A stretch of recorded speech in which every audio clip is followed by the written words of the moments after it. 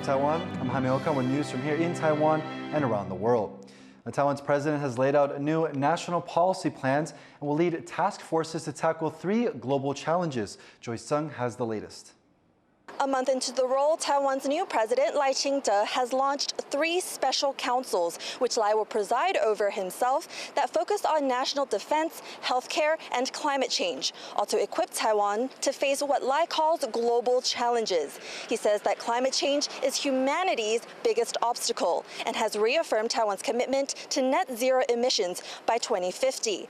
On defense, Lai spoke about protecting people in Taiwan against natural disasters and cybercrime in addition to military threats. Addressing Beijing's growing threat to invade Taiwan, Lai says he will only keep strengthening Taiwan's self-defense, including by ramping up civil preparedness, which will be a key focus of the new Defense Council.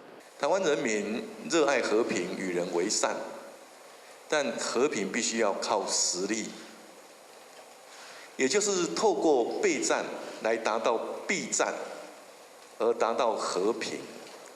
空口白话不是真和平，靠实力达到了和平，才有保障，才是真正的和平。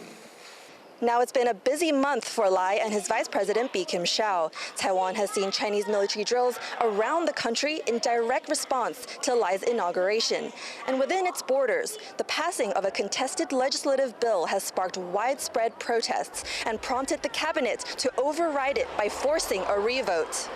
Here, Lai has set a tone of openness, taking questions from the media to address these issues, something that his predecessor, Tsai Ing-wen, rarely did during her 2 terms in office. And it's this open dialogue that Lai hopes will be central to the newly announced councils. They will begin meeting quarterly and include reps across the government, industry, and academia, all to provide the resources needed to ensure a safe and prosperous future for Taiwan.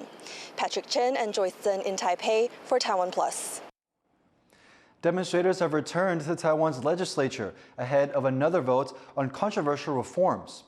Over 10,000 so-called Bluebird protesters have gathered outside the legislature, and police say they've deployed extra officers to keep the peace. The protesters plan to stay until Friday. A vote is scheduled then on a review of reforms that greatly expand the legislature's power to oversee the government. The opposition-controlled legislature passed the reforms last month, but the cabinet sent them back for further review. The protesters say the reforms were passed without following the right procedures and could threaten Taiwan's democracy. A power outage that turned a Taipei technology park dark for more than an hour is raising concerns over just how ready the country is to host big tech firms like NVIDIA. The outage is just the latest in a string of blackouts to hit Taiwan. John Ventrias reports. Taipei's Neihu Technology Park shut down. For over an hour on Tuesday, the power went out after an underground cable connector broke. Only 655 power customers were affected, and around half had power restored within the first 3 minutes. But these aren't ordinary power users. They include the sorts of big tech companies at the core of Taiwan's economy. For varying lengths of time, work just stopped. 它是瞬间停的嘛，它不是像说预告停电这样子，可以提前准备了。仪器设备没有电就没办法运作了，所以原本一些实验的东西，可能就要等电来的时候才能再继续做，就没办法上班这样。我们出来买午餐还没付电，它那个是那个公司的紧急电器，大概5到10秒就来了。 但是那不是台电的电。 The economy minister says this is the result of equipment failure, not a power supply problem. And he says blackouts like this happen. 我们发现了很多像这种跳电就是说它有一个趋势嘛，就是说可能人比较多的地方啊，或者是突然间增加很多人的地方啊，或者那个设备比较旧。 Equipment failures and accidents are behind several blackouts in recent years, from a nationwide outage in 2021 to more recent problems in the northern city of Taoyuan near Taipei. The state-owned Taiwan Power Company, or Taipower, says it conducts regular checks, but that the weather, the age of equipment, or maintenance issues mean blackouts are hard to avoid. But this may not be good enough for power-hungry tech companies.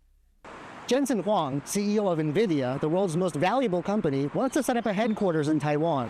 But he says Taiwan needs more power. It's not just the amount of power that counts, though. As Tuesday's blackout shows, it doesn't take much to disrupt the supply, no matter how much power there is to go around. Scott Huang and John Van Trieste in Taipei for TaiwanPlus. The Philippines has called China's actions in the South China Sea illegal and aggressive as tensions rise in the region. Manila says Beijing's actions have injured Filipino sailors and damaged ships. It added that the Philippines has tried to create an environment conducive to bilateral dialogue, but peace cannot be achieved if Beijing does not commit to regional stability. North Korean leader Kim Jong-un has vowed to support Russia's war on Ukraine and increase strategic cooperation with the Kremlin. It comes as Russian President Vladimir Putin visits North Korea for the first time in more than 2 decades. Rosie Greninger reports.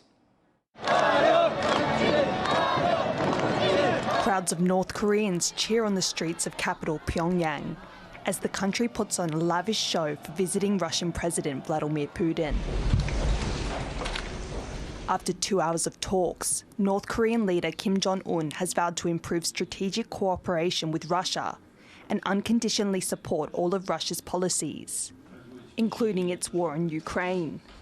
자기 주권과 안전이 영토완동을 수호하기 위하여 우크라이나에서의 특수군사 작전을 수행하고 있는 러시아 정부와 군대와 인민의 투쟁에 전적인 지지와 굳은 연대성을 표시합니다.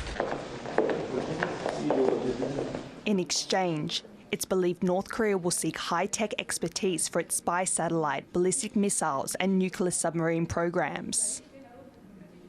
Putin and Kim also signed a comprehensive strategic partnership agreement, expected to expand cooperation in trade and security. Putin said Russia is fighting against the imperialist policies of the United States, and Moscow's deal with Pyongyang will outline their relationship for the long term. The US says it's concerned about Russia's growing friendship with North Korea and the implications for Ukraine.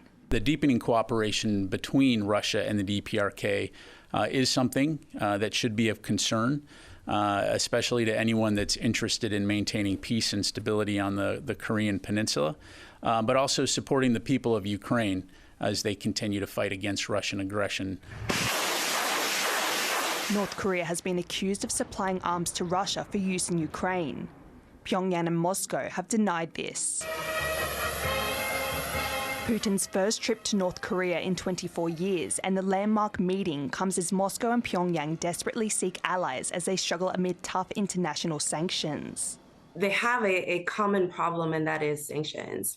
And Putin has really been leading what he considers and what he deems the war on the West and trying to create a multipolar system and sort of upend or create an alternative to a US-led world order. North Korea is also under sanctions.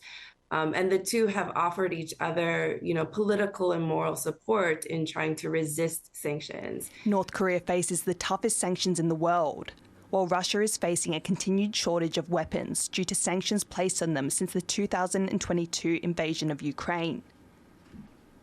Kim and Putin are expected to release a joint statement as deepening divisions with the Western world push the two countries closer together. Dolphin Chen and Rosie Greninger for TaiwanPlus. For more on the strengthening relations between Pyongyang and Moscow, our reporter Louise Watt spoke to Anand Sokolin, data correspondent at NK News. How close are Russia and North Korea getting? Putin's recent visit to North Korea speaks volumes of their growing partnership.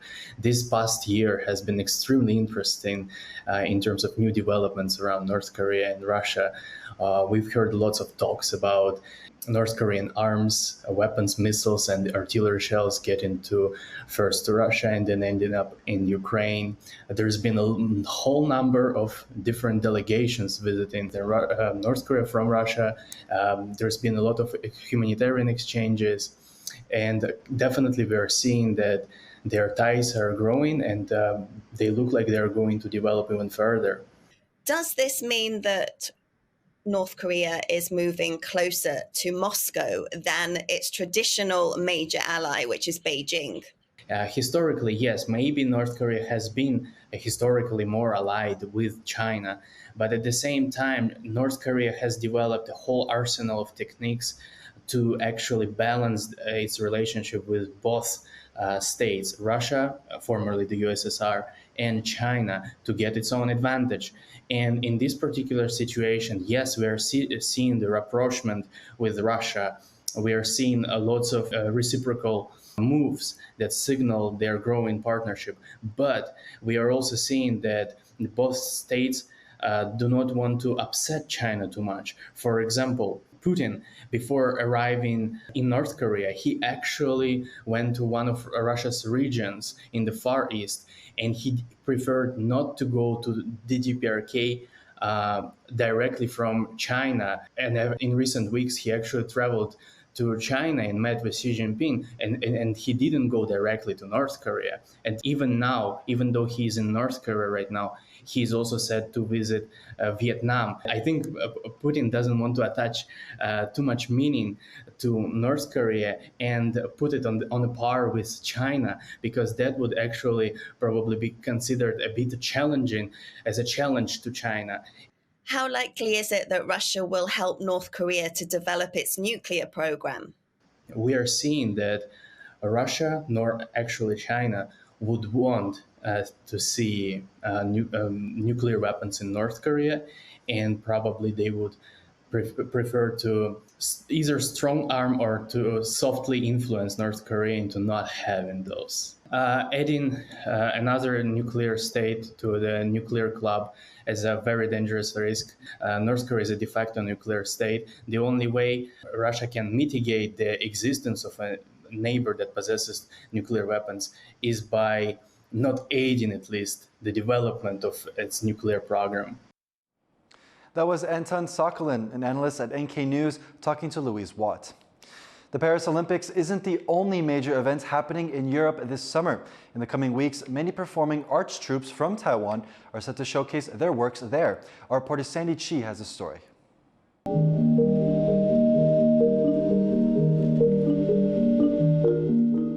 Connecting to the world with its unique and diverse contemporary art and culture. That's the mission of many performing arts troupes from Taiwan this summer. A total of 9 groups are set to perform at 3 major cultural events in Europe, including the Festival d'Avignon in France, the Edinburgh Festival Friends in Scotland, and International Tanzmesse NRW in Germany.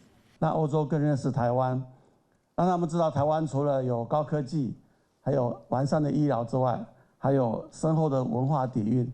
我们这次的表演里面包括一些对生命的意义啊，对性别的探讨，还有对环境，还有对社会，还有身体的探索。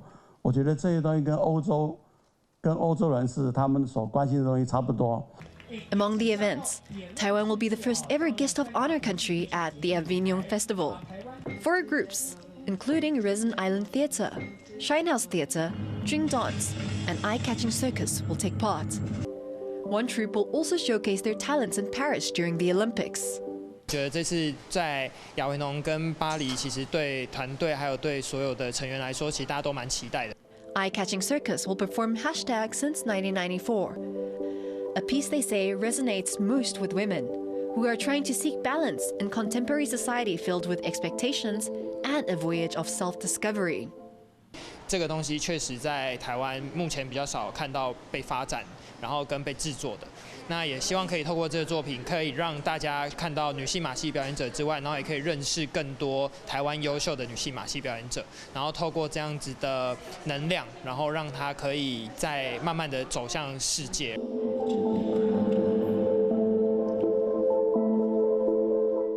Now with the festivals just around the corner, these local performance troupes are poised to shine on the international stage and bring a taste of Taiwan to Europe. Ethan Chen and Sandy Chi for TaiwanPlus. Thank you for watching What's Up Taiwan. You can visit the TaiwanPlus website or follow our social media for more stories from Taiwan and around the world. Finally, let's take a look at a light show around the iconic Queen's Head rock formation on Taiwan's north coast. I'm Jaime Ocon. Take care, and we'll see you next time.